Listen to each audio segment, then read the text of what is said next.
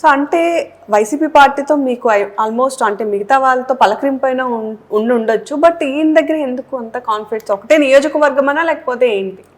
అప్పల్ రాజు ఎవడో నేను రాజకీయాల్లోకి వచ్చినంత వరకు అసలు పలాస వాళ్ళకు కూడా తెలియదు. He's a doctor and to be surprise ఆయన అధికారంలో ఆయన డాక్టర్ ప్రాక్టీస్ పెట్టుకున్నప్పుడు కూడా మా నాన్నగారు సహకారంతో పెట్టుకున్నారు. ఆ రోజు వైసీపీ నాయకులైన వజ్జ బాబురావు గారిని అడిగితే మీకు ఆ నిజాలు చెప్తారు.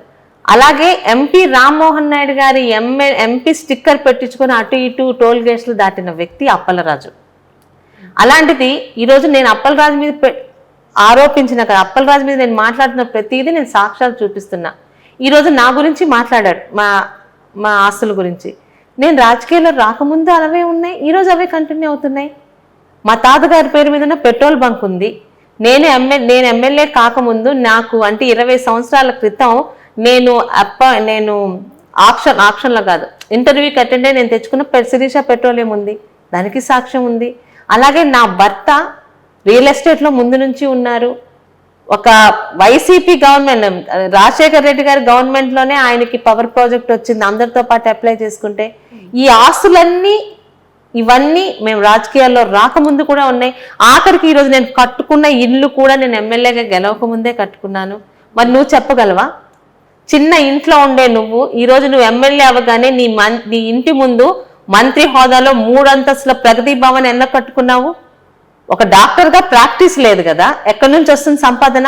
ఈరోజు నేను చెప్పగలను, నాకు 3 పెట్రోల్ బంకులు ఉన్నాయి, నాకు ఒక రియల్ ఎస్టేట్ ఉంది, సర్దార్ పవర్స్ అండ్ కన్స్ట్రక్షన్ ఉంది, పవర్ ప్రాజెక్ట్ ఉంది, నా ఆదాయం నేను చూపించగలుగుతున్నాను. డాక్టర్గా ప్రాక్టీస్ మానేసిన నువ్వు ఎమ్మెల్యేగా వచ్చే నీ ఎంపీగా నీ ఎమ్మెల్యేగా మంత్రిగా వచ్చిన నీ జీతంతోనే ఈరోజు నీకున్న ఆస్తులు సంపాదించాలని ఏం సమాధానం చెప్తావు? ఒక మామూలు నీ హాస్పిటల్ ముందు మామూలు మెడికల్ షాప్ పెట్టుకునే నీ అన్న ఈరోజు నువ్వు ఎమ్మెల్యే అయిన 2 సంవత్సరాల్లోనే పలాస నడిబొడ్డును ఉన్న 15 కోట్ల విలువైన రాజాలాంటి ఏ ఆస్తులు పెట్టుకున్నాడు? సమాధానం చెప్పగలవా? సో యాక్చువల్లీ అప్పలరాజు గారు బ్రదర్స్ విషయంలో ఎప్పుడు కూడా ఒక బ్రదర్ ఇప్పటికీ కూడా ఇంకా ఫిషర్మాన్ గానే ఉన్నారు అని ఆయన చెప్తా ఉంటారు. సో ఈ విషయం మీద ఏమంటారు? మాకు తెలియదమ్మా అంతగా. అప్పలరాజు తాలూకు ఒక బ్రదరు అప్పలరాజు మినిస్టర్ అదే ఎమ్మెల్యే అయినంత వరకు టీడీపీ సర్పంచ్ ఆయన. అప్పలరాజు గారు అయ్యారు, తప్పులేదు. ఆ తర్వాత ఆయన సర్పంచ్ గానే ఉన్నారు.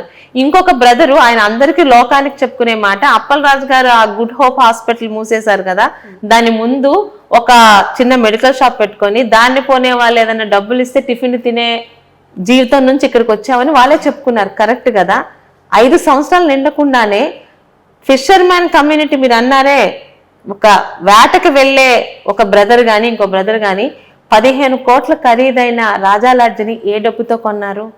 మెడికల్ షాపు నుంచి వచ్చిన ఇన్కమ్తో కొన్నారా? చేపల వేట చేసి కొన్నారా? నేను ఇక్కడ ప్రొఫెషన్ని ఇబ్బంది పడట్లేదు. నేను కూడా కళ్ళు గీత కుటుంబం నుంచి వచ్చిన అమ్మాయిని, కానీ ఏ రోజు మేము ఆ వృత్తి చేయలేదు. మా నాన్నగారు ఎమ్మెల్యే అయినప్పటి నుంచి మా తాతగారికి ఫ్రీడమ్ ఫైటర్ కోటాలో వచ్చిన పెట్రోల్ బంక్ మీద తర్వాత మేము చేస్తున్న హార్డ్ వర్క్కి దాన్ని తీసుకొస్తున్న దీనికి అన్ని పెట్రోల్ బంకులు పెట్రోల్ బంకులు ఏవి రాష్ట్ర ప్రభుత్వం ఇవ్వదు, కంపెనీ ఇస్తుంది. ఇంటర్వ్యూలకు అటెండ్ అయ్యి మా కెపాసిటీతో తెచ్చుకున్నవి. అలాగే రియల్ ఎస్టేట్లో మేము ఏం చేస్తున్నాం అందరికీ తెలుసు, కన్స్ట్రక్షన్ బిజినెస్లో ఉన్నాం. So my husband is earning. ఈరోజు నేను ఇక్కడ ఉన్నాను. అప్పలరాజుకి ఎక్కడి నుంచి ఎర్నింగ్ వస్తుంది చెప్పగలరా? 15 కోట్ల విలువైన ఒక స్థలం ఒక్కటి నీకున్న ఆస్తుల్లో. ఆర్క్ కంపెనీ ఎక్కడి నుంచి పెట్టగలిగావు? నువ్వు డాక్టర్గా ఉన్నన్ని రోజులు పెట్టలేకపోయావు. నువ్వు డాక్టర్ వృత్తి వదిలేసి ఎమ్మెల్యే అయిన తర్వాత ఆ కంపెనీ ఎలా పెట్టగలిగావు? ఎక్కడి నుంచి వచ్చింది కోట్ల డబ్బు? నల్లబొడ్డూరు కొండ ఈ రోజుకి ఎవరు చెప్పట్లేదు. నల్లబొడ్డూరు కొండ వితౌట్ పర్మిషన్స్ ఎవడు పగలు కొట్టాడు, ఎవడికి అమ్మాడు, అమ్మిన డబ్బు కొన్ని ఆ 100 కోట్ల గ్రావెల్ ఎవడి జోబులోకి వెళ్ళింది? వాటికి సమాధానం చెప్పమానండి. అప్పలరాజు నన్ను అడిగే ప్రతి ఒక్కదానికి సమాధానం చెప్తాను. నా చెల్లెలు పెళ్లి చేసుకొని అమెరికాలో ఉంది, వాళ్ళ హస్బెండ్ హైదరాబాద్లో ఒక సాఫ్ట్వేర్ కంపెనీ పెట్టుకున్నాడు, దాన్ని కూడా నా అకౌంట్లో వేస్తాడు. అమెరికాలో ఉన్న వాళ్ళకి సాఫ్ట్వేర్ కంపెనీస్ ఉండవా? అబద్ధాలు ఆడడంలో అప్పలరాజు దిట్ట.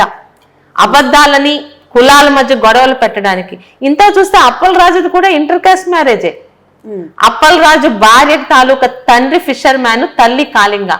ఒక కులాంతర వివాహం చేసుకున్న అప్పలరాజు అలాంటి కులాంతర వివాహం చేసుకుని నన్ను వేలు పెట్టి చూపించడానికి గురువింద గుంజకి తేడా లేదమ్మా.